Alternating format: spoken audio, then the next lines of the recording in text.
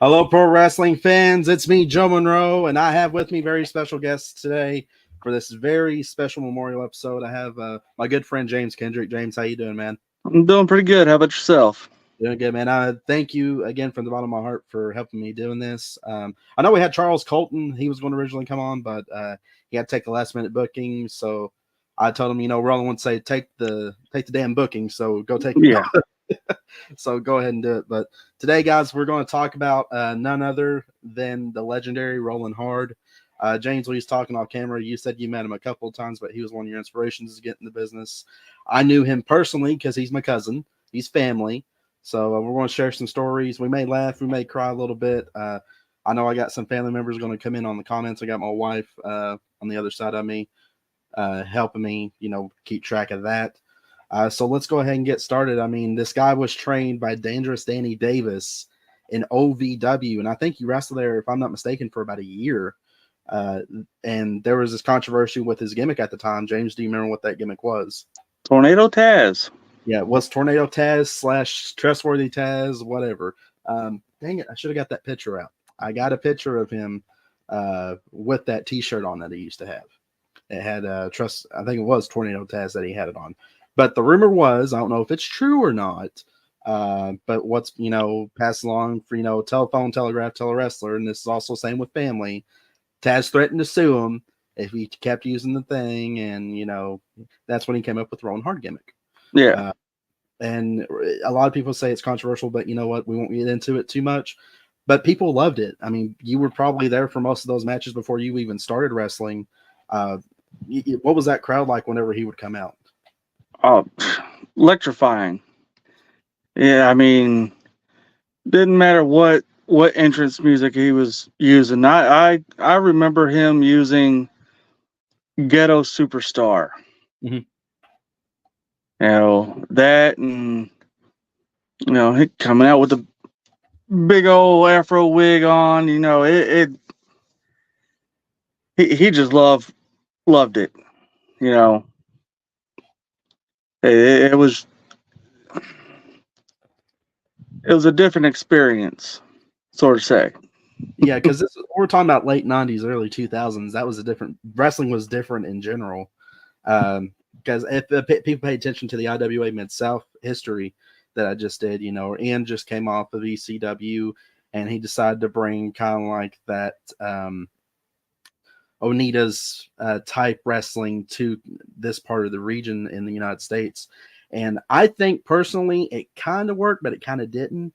But people back then, this is again different breed of wrestling, that they loved it. They loved that hardcore style of wrestling. And Rollin was part of that, was a big part of that. He was there from the beginning. Yep. He lasted until his untimely death. I mean, I wish I could bring video footage up. That way we can bring up some videos and review it. But he started out as Rollin Hard, and his accolades, I mean, they speak for themselves. I mean, 2000 King of the Death Match, multiple-time heavyweight champion, the first ever IWA television champion. Not many people know that existed, but he was the very first one. And multiple-time tag champion with Mean Mitch Page. So, yeah. I mean, accolades speak to itself, as I like to put it. I think it is a shameful that he's not in, and I'm not saying it because he's family. I'm saying that from a wrestling standpoint, that he's not in any Hall of Fames at all. Yeah. He needs to be. I don't know who runs the Kentucky one, but definitely need to. That's one of my goals doing this. Hopefully we can get him in some kind of recognition in the Hall of Fame, because I know there wasn't, I don't want to obliterate people, but a lot of people didn't associate IWA with good wrestling. But if you could pick somebody out of that crowd, he would be one of those picks. Yeah. Even me going back and watching it, with his size, he's about the same size as me and you, dude. He moved like a cruiserweight. Oh yeah, yeah. I watched him wrestle one of his last matches for XCW when Mitch Ryder was running it up in New Albany. And that night, he had his Live Hard shirts and everything. So after his match and all that, I went up to him, talked to him a little bit. This was my second encounter with him. Talking with him, and bought one of the shirts, and I used to wear that thing religiously. And he kind of got me into buying a photograph of him also, which, I still have it. I don't have it here with me, but um, you know, he was just one of those down to earth people. The first time I met him, I was maybe 6 months in the business. It was at the Muldrow Fire Department.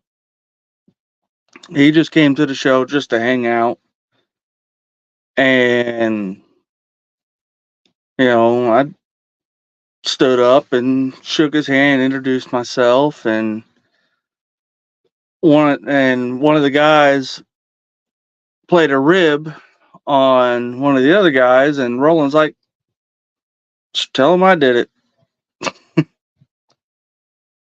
So, it's kind of laughed at it, but I was just like, I'll just sit there and watch this stir a little bit. He really was a prankster, man. Even outside of the business, like he would. His mom and dad lived in Southern Kentucky, which is where I was raised, and he would come down when he wasn't doing shows just about every weekend almost. Yeah. And dude, he was a prankster. Even as a kid, I remember my aunt. She told me a story not too long ago. When they were kids, they were watching some kind of horror movie, and there was this dark hallway. It was one of those old hallways that didn't have a hallway light in it, and it got really dark, and he waited there. She said probably a good 20 minutes. Yeah. And then right at a jump scare, he just jumped out and boom. She goes, he was always like that. And he would play, like little harmless pranks on us when we were little kids, with me and my cousins. And honestly, that's kind of where I started learning a little bit of wrestling, because he would teach me some wrestling moves. I mean, yeah. But my favorite story with him is, did you ever meet his dad? Did you ever meet Henry? No, I don't think I have. He was the older man that he had pure white hair, cotton top. He always wore a jean jacket back then, or he had one of Rollin's shirts on. And he always talked. He reminds you of Mr. Magoo. Oh, That's okay. the best way to describe Uncle Henry. But he was a comedian. So he supported Rollin and everything he done. And I remember one time, Rollin had a chair. He said, "Hey, Dad." He's like, "What?" Picks up the chair and whacks him over the head with it. His dad sells in a minute. He goes, "Well, is that all you got, son? You hit like a wolf."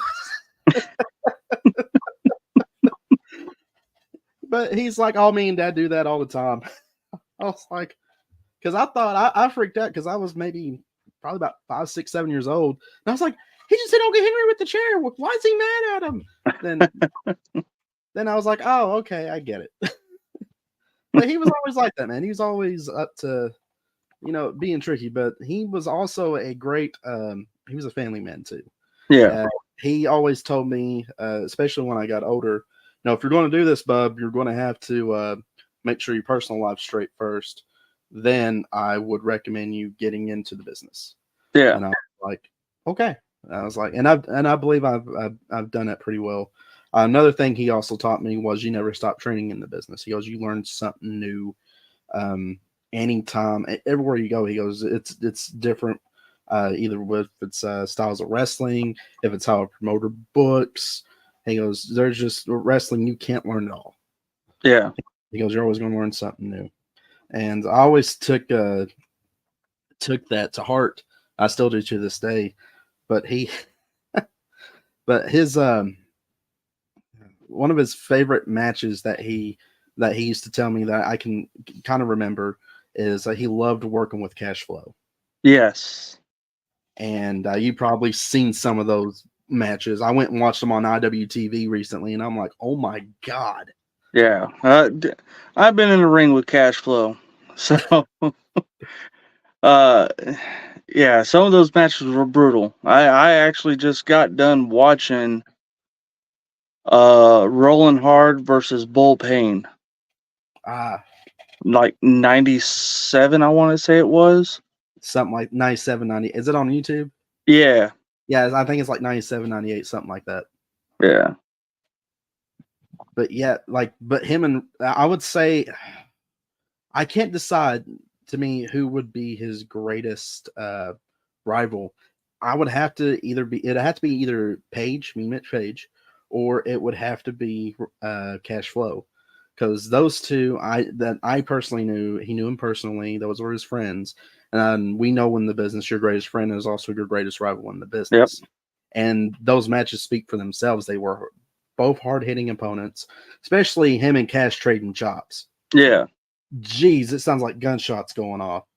I'm like, there's no way, because I remember him giving chops to my mom's husband at the time, and him have a big red mark on his chest. And I was always laughing because I didn't like the guy, but and I think Roland knew that because he would always look at me and wink at me. but he but just listen to watching back at him, I'm just like, geez, these guys are giving it their all. And I'm sitting here thinking, I was like, no, does Cash have heart problems now because this? I'm just like, I'm surprised I don't have heart problems from all the chops that Cash has given me, but yeah, even to this day, Cash can still give those chops. Oh yeah. My mom just chimed in. She said Roland was tough. Yes, Ma, he was. He was very tough. But yeah, man, like I'm sitting here watching these matches, especially one I didn't get, and I kind of called him out, was his win in the King of the Deathmatch 2000. It was him, and I want to say it was Corporal Robinson, if I'm not mistaken. They the end result was you put your opponent in a casket and put it on fire. And yeah. I'm like, what? I'm just like, what? That's a good old rotten booking right there. I'm just like, what? I was like, I can get the cactus match because yes, Libby, it is concerning. But I can get the cactus match. I want to say that was him and Cash that did that year. It was like probably. But he had fun with it. Yeah. But I can tell on his face he was just like, I don't know about that. But I knew he was also game for anything, so. But that's one match I still shake my head. I'm like, why, bub? Why did you do that match? Can you put light tubes on top of the thing, then put them in there through the light tubes, then shut the lid or something? You had to light it on fire. Yeah.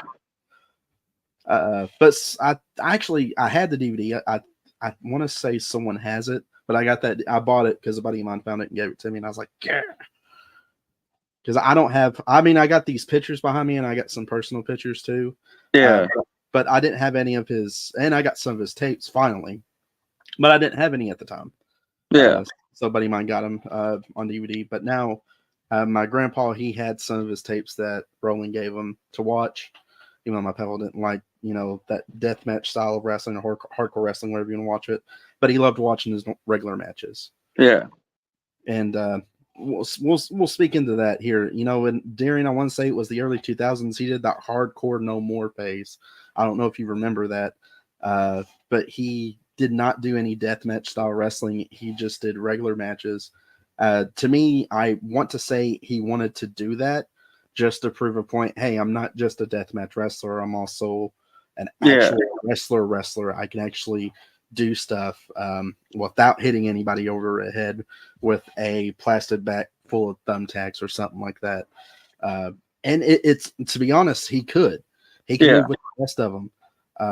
As I stated earlier, this is good, probably 250, 260 pound man, about 5'8", 5'10", moving like a freaking cruiserweight. Mm-hmm. Probably taller than that. So he's probably, I'm taller than that, bub. But he can move. He did a triple threat match. It was Cash Flow. Oh God, it's on YouTube. I forget that gentleman's name. He's a little scrawny kid. He was part of the Gold Bond Mafia. I forget who it was. Give me a second. I might have it up. I thought I Dysfunction. had it up. Yes, Dysfunction. I was watching that triple threat, and I was sitting there thinking, I was like, this is a good little triple threat match. And it was just them having fun. Like, he always had a smile on his face. But his wrestling ability, I think, goes unspoken for, because I think with IWA, people associate majority of those guys with deathmatch style wrestling, which majority of it is. Yeah. But there was a lot of it, not only Rollin, but as I stated, like CM Punk, Colt Cabana, those guys, Eddie Guerrero, even for a time. Rey Mysterio too. Rey Mysterio, before he really went to WWE, those guys were legitimate wrestlers, and I think that's what was so hot with IWA at the time. And Rollin was able to kind of evolve from that. That's the word I'm looking for. Yeah. He was able to evolve and adapt. Like, okay, if we're moving away from this, then I want to get better at this, and we're doing hardcore no more. And I think it'd get over with fans, and it did, I think. Yeah. It did. I mean, you're trying to think. You can have your death matches, you know, and there's, with me, I think there's a time and a place for the death matches. I agree. And there's a time and a place for the regular matches. You know, not a lot of people like the death match scene. But, you know, realistically, the deathmatch scene right now is, well, back then and even right now, is making a lot of people a lot of money. Right, it is. Game changer. Yeah. Look at it. Yeah. I mean, Game Changer, they're not all strictly blood and guts. You know, they got their regular matches, then they might have a death match here or there, but it's mostly regular style matches. Right. And that's what I think. That's why I did the history of IWA, because they did have in the beginning, though, kind of like how Game Changer is right now, they did have regular matches, and they would slowly go up to deathmatch style wrestling. Yeah. But with Rollin doing the kind of adapting to doing regular style matches, I think that training from Dangerous Danny Davis, which a lot of people don't know that, doing that helped him out a lot. And I think that just speaks more about him as a professional wrestler, that he was able to adapt to that. Even though he did still do the flaming karate chop, which was so great. Yeah, I can tell you who his favorite wrestler was. It was Ricky Steamboat, in case you didn't know. I mean, come on. Just his style of wrestling, you can tell with those double chops and the flaming chop. I might be the King of the Death, either 2005 or 2006. Instead of him doing the flaming chop, he did a flaming foot kick. Yes, I remember that. Yeah, I remember that. Now, my mom said he used to bring out his daughter around his neck, and in some of his matches, and he did love his kids, absolutely. Oh yeah, yeah. I try to get his son on here, but he's currently busy with life, and he said that I can't make it, but I will watch it. So hopefully we get to do some justice here, and everybody who watches it, especially family, friends, fans, because I know a lot of fans, when I announced this, went nuts. They went, finally someone's talking about him. I was originally supposed to do this back in July, but the guy at the podcast, I mean, you've already talked about it. He said he felt uncomfortable about it, and I was like, yeah, whatever, I'll just do it. That's honestly, I'd have to give Rollin some credit. You know, he's kind of one of the reasons I started my own thing. Yeah, because I'm like, you know, if you can't talk about something, even if it can be controversial, then, you know, that's kind of bull crap. Maybe I am being just a little biased because he is family, but to me, just watching and studying his moves since I started really getting into wrestling, especially training with Jimmy Walls, you know, he was one of the people I watched and studied, and I'm like, I suck. I'm sitting there, I suck. I think I can do that, but I don't know if I can. But he moved eventually moved from the hardcore no more, and that's when he started doing his tag matches with Mean Mitch Page, and I want to say tag name was Mean and Hard, correct? Yep. Okay, and they started tagging up, and they won the tag title multiple times. He won the heavyweight title around that time. Then he got his he kind of had to move back because in mid 2000s he found out his first diagnosis. Yeah. And it did scare him because cancer does run in our family pretty rampantly. But he was able to beat it, and he went back for a few years. Then I want to say it was late 2007, early 2008. He found out it came back progressively worse, and then they gave him X amount of time to live. Which honestly, they did the same with my grandpa. They gave him a short amount of time to live whenever he first found out, but he lived for 20 years. Yeah. After that, so Rollin, which I knew him as Lenny, he would he was like, okay, well, let's see how this goes. And of course, we all know about the operation, but by the time the operation, it was already spread everywhere, so it was too late. But he was able to do something that I think a lot of us professionally can only dream of doing, like having that last match. A lot of people say it was brutal. Yeah, it was brutal. I wish I can show that clip, but he I don't think he would have it any other way. And I wish after what got me was when I can't believe I'm saying this. What Ian told him, he goes, "Go beat cancer's ass, then come back and beat mine." I wish that would have been probably the ultimate babyface comeback if he would have beaten cancer for that, and plus go back and beat Ian's ass. Yeah. And for those saying, this is the first time you hear me cuss, I probably am because, talking about family. So anything's fine here, and it's IWA. Come on. And it's the internet. We can say what we want. Yeah, my show. But he was always very supportive, like to other family members, even with his mom and dad moving down here. Because his mom owned a bar in Louisville. Not many people know that. He bounced there while he was training and stuff, and also he was a welder too. Sorry, but he supported them moving down here, and just for him to come down anytime he wanted to, just come and visit, that just tells you the type of family man, the person that he was. And to this day, I mean, that's how we all were. But for him to travel all the way up from Louisville to almost basically at the Southern Kentucky line. Yeah. So, hey, friends of the Square Circle, how you doing, buddy? That's my good friends I just made. But he would just come down there, and sometimes he'd go back that same day. Sometimes they would stay overnight. But that just tells you the type of person he was, just to come spend time with family. And honestly, that I kind of miss those days, because I felt like those were some of the greatest times ever. Just have everybody get together. It was like every other weekend or something. We had like a big family reunion. So those were some good times. And of course, me, my cousin, him, his son, when his son got a little older, we'd always be rowdy, get on a trampoline, the backyard thing, wrestle on trampoline. He would tell us, nope, doing it wrong. Nope, here's how you do it. Nope, okay, there you go. You're doing it right now. He's kind of like coaching us how to do it early on. He wanted to do his own wrestling school eventually. Yeah.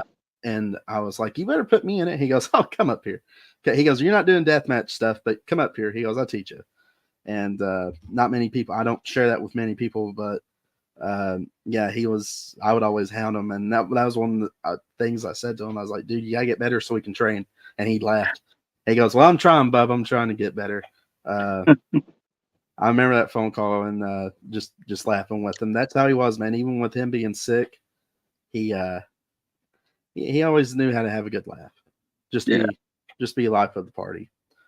But you said you had another interaction with him. You saw us your second. What was your first interaction with him? Well, the first interaction was at that show in Muldraw. I was about 6 months in, and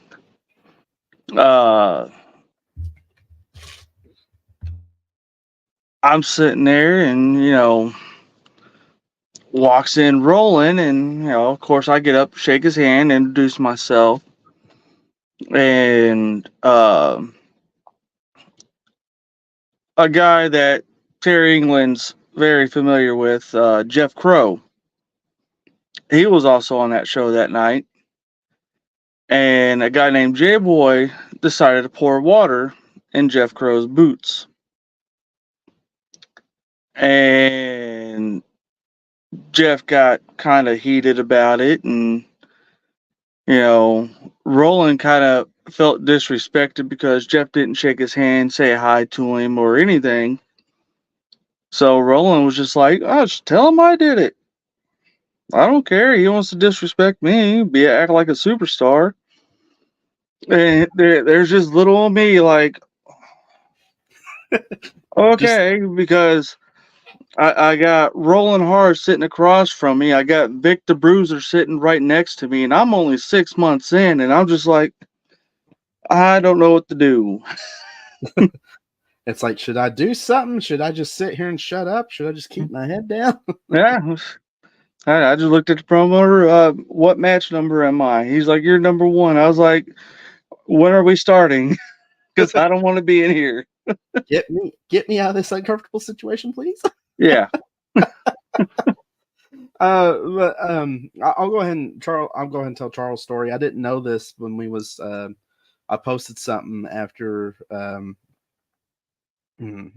his passing back in December, and Charles, he was telling me, he goes, yeah, man, like a year after I got in, he goes, I had what was, you can see on the top of the screen, Roland had those sprayed on shirts, like the I don't know what the technical name is. Airbrush, thank you. Those airbrush shirts, and he had one made for Roland in memory of him, and I thought that was pretty cool. I didn't know that, and we've been friends for probably almost 6 months at this point. And I'm just like, I didn't know that. And then I told him he was my cousin. He goes, get out of here. And I was like, no, not many people know it. Then I wish Charles was here. He had some cool stories. Yeah, like when we heard the news that when Roland passed, me and Charles actually went to the visitation, and it was like a who's who of IWA guys. There were some guys that didn't quite make it there because I don't know if they didn't want to believe it happened or something like that. I don't know, but and just hearing stories after stories from Mitch Page, Ian Rotten, a bunch of other guys. They were just telling stories after stories, and me and Charles are just sitting there and just soaking it all in. My mom and them went, and they didn't want me going because I was freshman in high school, and they thought I'd freak out over everybody being there. Yeah. Which, looking back, I understand now, but I was kind of upset. I was like, but I loved him. He's my cousin. But I knew why now. But my mom was like, yeah, there was a lot there, and they love to talk. She told me one of the guys put one of the belts in. She wouldn't tell me who. She couldn't remember who it was, but he said, this is for him, and put a belt in his casket. And I thought that just showed the amount of respect from his peers that he had. And just honestly, just to kind of respect as a man that he was. Yeah. Because he's one of those. I think we were all kind of raised the same way. If you show us respect, we show you respect. If you treat us right, we're going to treat you right. But if you disrespect me, then we got a problem. Mm-hmm. That's just the average in us, as we like to say. My mom could probably agree with that. But his mom was my grandma's sister. Okay. And, I was basically raised by my grandmother, and but we were just so all close together that it kind of hit all of us hard because before he passed, we lost a great uncle, and then before my great uncle, we lost my grandpa. All three within that same year, all to cancer too. Yeah, and it was pretty much that was a tough year for all of us. And we went to, sorry, but they, I do got something. He did an interview with, I forgot who it is. Who was this? I was able to put it here. Some guy named Vic something. It wasn't Vic the Bruiser. He was like a smart mark back in the day, I guess. But he he asked Rollin, basically, he's seen a lot of guys come in and out of IWA at this point, and this is in the mid 2000s. And Rollin said, and I quote, "I kind of feel like an old man there, seeing all the new talent coming in, but I believe they all have respect for me. I believe I'm the only one on that roster that has never quit or been fired. I mean, there's a couple of times I almost gotten fired, but thanks to Patty, I'm still around." Which I can believe the almost getting fired, especially if he got disrespected. But that just showed, again, like his dedication to one promotion. I think if he would have moved on, because I know Terry tried to get him down for UCW. Terry's told me a few times he tried, but he always stayed up there in, or like dates wouldn't line up or anything. He thinks he would have definitely got over in UCW as well, and I think so too. Oh yeah. Because Terry, he told me, he goes, yeah, he had something. He oh was yeah. definitely someone. Rollin was definitely special. Yeah. Then he said, no, I'm just going to read off this here in a little bit. Here we go. He said, here's something he said off about hardcore wrestling. He said, hardcore wrestling is more for the younger fans, I think, which, he's not wrong. I think the reason everybody talks bad about it is because they are jealous. And I am quoting him. And for the second part of your question, which he also asked, do you think that you'd be taken more seriously if you relied more on your wrestling ability? And his answer to that is, we talked about it a little bit. I think I have pretty good wrestling skills. I proved that when I went through my hardcore no more phase. But if you watch my hardcore matches, I try to do more than just sprawling, which he did. I put spots in my matches, and I believe I could do high spots. I would, which, he tried. If he was physically able, you would probably see him do a frog splash or something. Yeah. But my favorite thing from him wrestling wise, that flaming chop. He would take bottle of alcohol, flaming chop, boom, and he'd yell at karate chop. I will never do that. Don't even think about it. Because somebody asked me, he goes, friend, we was watching, he goes, "Are you going to do that just in memory of him?" I was like, my mother would kill me. I was like, no, my wife would divorce me. She'd had the divorce papers ready when I got in back. You only live once. Right. But another thing I loved when just this same sequence, in wrestling, repetition. I'm kind of peeling back the curtain a little bit, but he had that good reputation of he would either get down, guy would float over, he'd throw a line, the guy would duck it, he'd grab him for that black hole slam, or they would just simply, the guy would duck a line, get ready, back black hole slam, which he called West Side, because he would holler out West Side whenever he would do it. And I tried that. Tried it on. Did you ever meet Apollyon?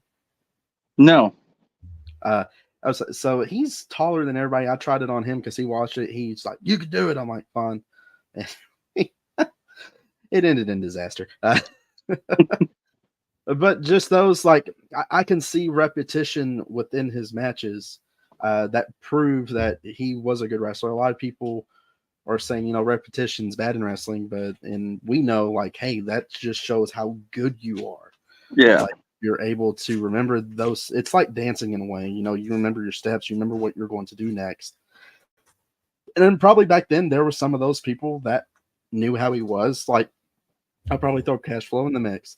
They knew each other pretty well. They probably didn't even have to call a match in the back. They probably just called it in the ring. Yep. What I personally think is the best way to call a match. But yeah, because if you sit there and try to remember every little step that you talk to in the back, you're going to mess up. Yeah. But I think I wouldn't say I think, I know that the wrestling ability for Rollin was way overlooked. Way overlooked. Yeah. Not saying he wasn't afraid to get hardcore. I mean, he went with what's a Taipei? Yeah. Thank you. He went in the top death match with Necro Butcher out of all people, one of the toughest people I know because I was able to meet him, and he told me some stories about Rollin. I met him down at Total Psychopathic Wrestling or something like that. It was down in Tennessee. Yeah. Brad Cash's promotion down there, or Matt Okay. Raby. Matt Raby is the promoter down there, and I was talking to him, and he's like, "Man, Rollin, sit down. I got a story." You know how Necro, no, that deep voice of his. Mm-hmm. And he told me stories, and he said, "Man, he was a good dude. He took care of anybody and everybody he stepped in the ring with." He goes, especially back then, that said something. Yeah. He goes, because back then everybody, he goes, was basically in business for themselves, but he goes, but him, nah, he just loved the sport, and you can tell he generally loved that sport. Yeah. There's one of my favorite Rollin matches. It's him and Necro Butcher at one of the King of the Deaths. And at the time, Necro Butcher was wrestling with no shoes on. Mhm. So Mitch Page is on commentary during this match. Oh God. Rollin and Necro are going, and Rollin just stops and stomps on his foot. Mitch Page is yelling, "Get that guy a flip flop or something." Then later on, they're going, and Rollin gets Necro down, puts his legs in like kind of a figure four type deal, then takes his shirt and pulls it over his foot. And he just looks at the refs, ask him if he wants to quit. Ask him. I just died laughing. So we all know Zodiac the Mystic, right? Yeah. Okay, so do you remember what his name was back then?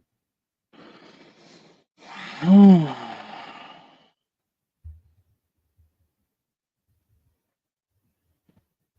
the top of my head, I have no idea. Average White Boy. Ah, yes. Let me see if I can find this photo here. Hang on. Let's see. I think I know how to pull photos here. I did it earlier. But I'll share my screen actually.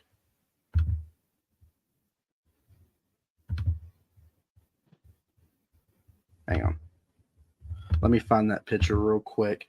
But there is a picture of him of Rollin doing that spot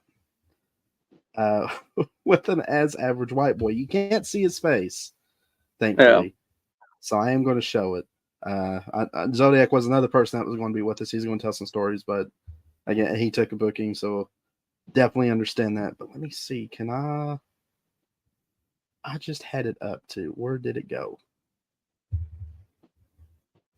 Well, crud. I guess I don't have it up anymore. I guess it went away. But I'll post it.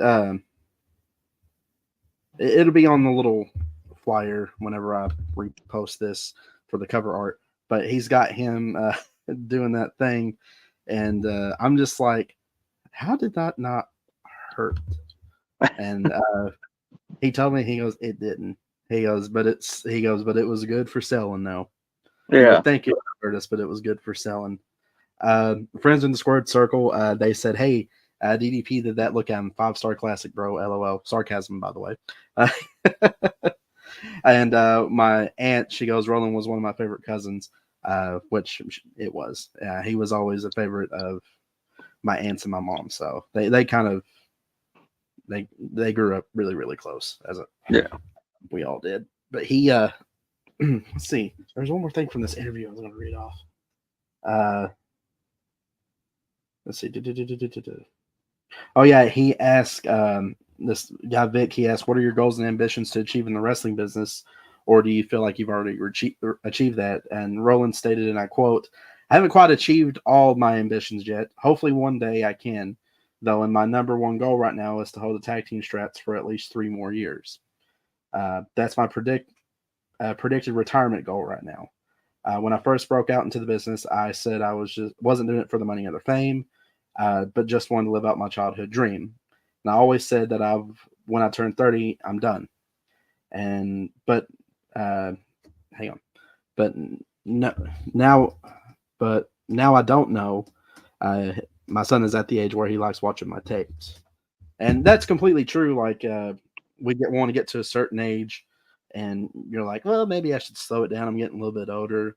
Then just something like that bug bites brought back, and it's like, well, maybe we should just keep on going. But honestly, I think if just looking back, even with those accolades that he did, I mean, King of the Death Match, then heavyweight champion, first TV champion, multiple tag team champion, those are great accolades in my opinion. Yeah. And to have as he actually had a pretty good career. Spending almost, I want to say on and off, probably about 10, 11 years, give or take. Yeah. Including the breaks. So he had a really kind of short career, but it was also really long. And I feel called out by my family right now because my wife just said, "Who does that sound like?" And my mom goes, "I wonder who." About kind of stepping out.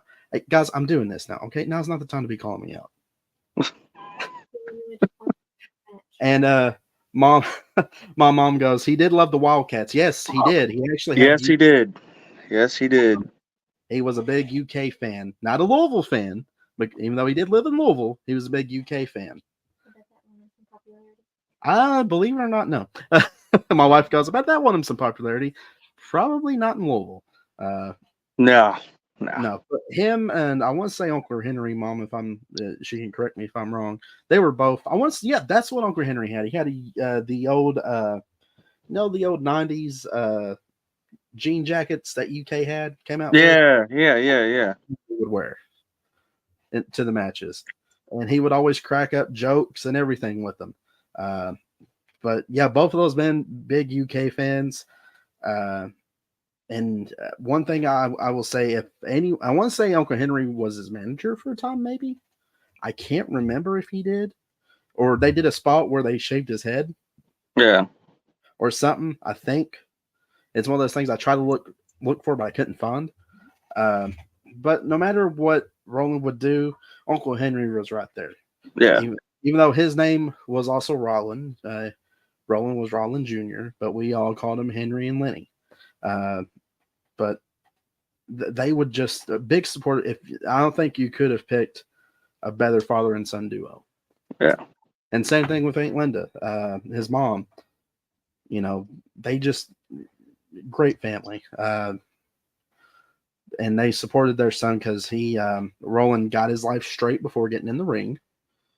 And they supported him while in the ring, even though it was very questionable to some of the family members about the whole death match stuff. Yeah. He was tough. And he decided to, sorry, he decided to prolong that as long as he did. And he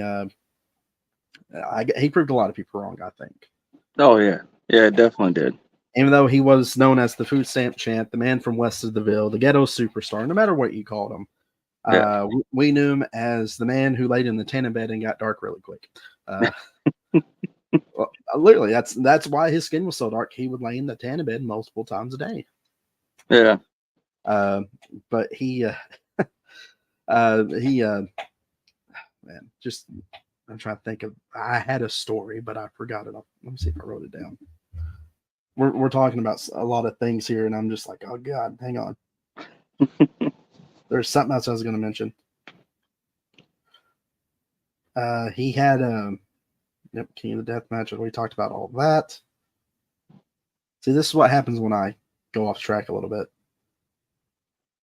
Probably working again. But he had he was talking about his start here. That's what I was going to point out. He said training went over well over in OVW. He said students training were from 8 months to a year before getting in the ring. It only took him 4 months, which is true.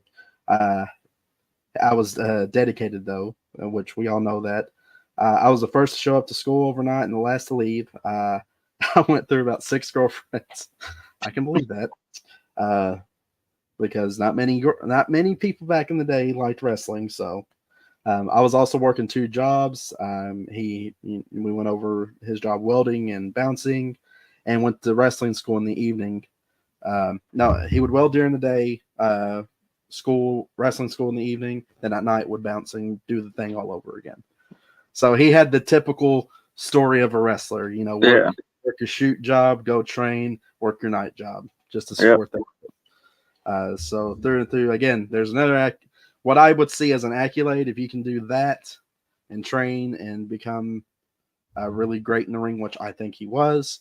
That just speaks volumes to you as a professional wrestler and as a person too. But yeah, man, I wish that he was still around because I believe his son's about to have his first kid. Yeah. So that's going to be really cool. And just a lot of stuff he's missed with his family. And I think a lot of things that happened wouldn't have happened. I think we would still all be tight knit like we were. We kind of still are, but not as close as we was. But I think a lot of stuff would happen. I think I would have got trained probably early on. Yeah. I'd probably be living in E-Town right now or something. But I wish like him, Uncle Henry, Papa, all of them were here just to watch, just sit back and watch wrestling, man.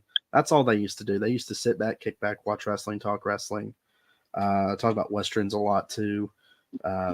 Just those old conversations, man. Kind of like, being in the back. Yeah. Just absorbing some of those conversations, even if it's just BSing. You still absorb that information. You sit there and you love it, and you hold those memories dearly.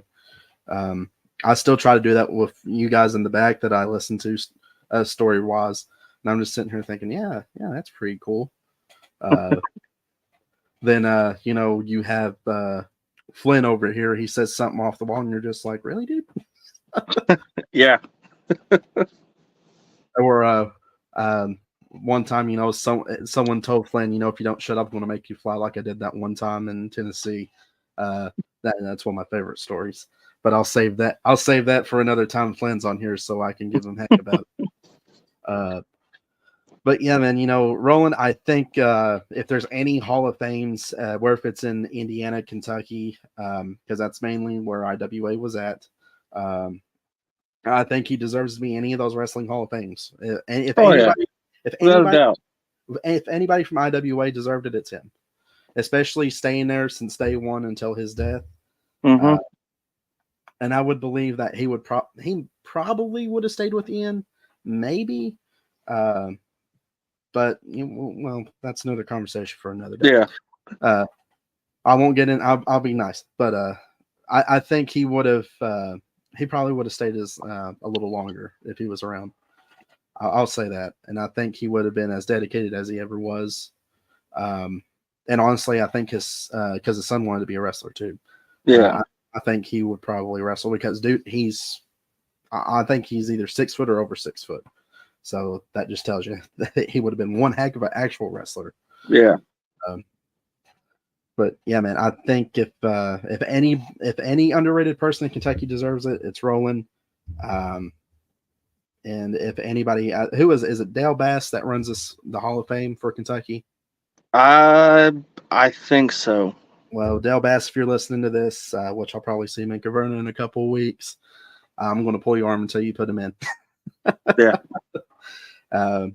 But I wish there was we had more people on here to tell some stories, but unfortunately they were either booked somewhere else or they would be afraid they would break down and cry. But I did reach out to a lot of people, and they're probably watching it right now. I hope we did this justice just as a 2-man team. Was there any other stories that you had, or any favorite memory that you want to talk to? That's all the encounters that I've had with Rollin. I've watched most of his career, but other than that, there's no words that can express how Rollin was. Inside the ring, outside the ring. He was just he had this aura around him you know, people just get drawn to him. Charisma, So natural yeah, charisma. yeah, He definitely had that about him. Now, you probably, like me, you probably heard a lot of people in the back talk about him because you're around most of those guys that were in IWA. Have you yep. ever heard what's the favorite story that you heard about Roland from some of those guys? Because I know you're up over Too Tough Tony a lot. Honestly, I haven't really talked to Tony about rolling. Wow. Honestly, it's when I see Tony, it's hey man, how you doing and all that. But Then he rushes on to go back to work. yeah, I tried to get him on, but I think he never got. I think he was too busy to do it. yeah, But yeah, I still, if I mention him, boom, there's at least someone there with yeah, a story, and that again, that just tells you that's legendary status in our world. If hmm, if you can speak highly of someone, no matter where you go, because in Tennessee, like who was it? It was a random. I think it was Travis Dykes. He's part of the. You don't know him. He's part of the Midnight Vultures with Creepy Sean Walden, and I was talking about him with Pondo, yeah, and he goes, Rolling Hard. I was like, yeah. I was like, that's my cousin. He goes, dude, I was like, he freaked out. He's yeah, like, I was a fan, and he just story after story. He goes, I was there for King of the Death Match. Blah, blah. I was like, Travis, calm down, dude. and I talked to Travis beforehand. He's a cool dude. So is Sean, but though that just shows how much of an inspiration that he was to guys like him, guys like you and Charles, and me. Just this kind of like a local hero in a way, yeah, like a folk hero type deal. Um, that's pretty much how Roland was. I think uh, that I think a lot of people like inside the business talk about, but I wanted to share outside the business. This is the guy. This is kind of like our Robin Hood in a way. hmm, Uh, this is the person. If anybody deserves legendary status, he already has it in our mind, but publicly he needs it. yes, So so yeah, definitely any Hall of Fames again, he needs to be a part of. Especially Dad Hall of Fame, Cousin Hall of Fame, Wrestling Hall of Fame, any Hall of Fame. Roland 100% deserves it. Uh, yes, he does. but we're almost to the hour mark. Try to keep Yep. these short.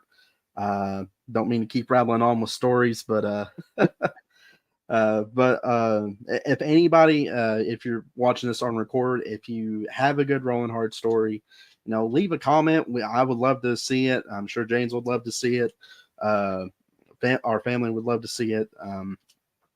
And yeah, just share your stories, man, because people like him who are underrated in the business definitely need to be brought to light. Yeah, But very much so. But that's all I got to say about that, as Forrest Gump would say. But that's all the time we have, folks. Thank you for joining me, James. Thank you so much for joining me in this It's not a problem, man. special episode. If you want to, don't forget to like and subscribe to the Joe Monroe Show on Facebook and YouTube. James, do you got any social media platforms you want to plug? James Kendrick on Facebook. I'm on Twitter, but I don't do the whole tweet thing. No, it's X. Uh, It's X now. Get it right. yeah, it's Twitter. I deleted Uh, mine. So. uh, yeah, those are mainly my two socials that I frequently on. But like I said, on the whole X thing, I don't do the whole tweet. or, So or would it be Xting instead of tweeting now? yeah, see that there's a fine line with that other thing. Oh Lord, man. But that's all the time we got, folks. I always leave off with stay safe. Thank you all for the support. If you want to help us try to get rolling any Hall of Fame, let's hear your voices. Let's hear it loud and proud. That he 100% deserves to be in any Hall of Fame. But thank you. Love you all. And as always, support professional wrestling and stay safe and have a good night.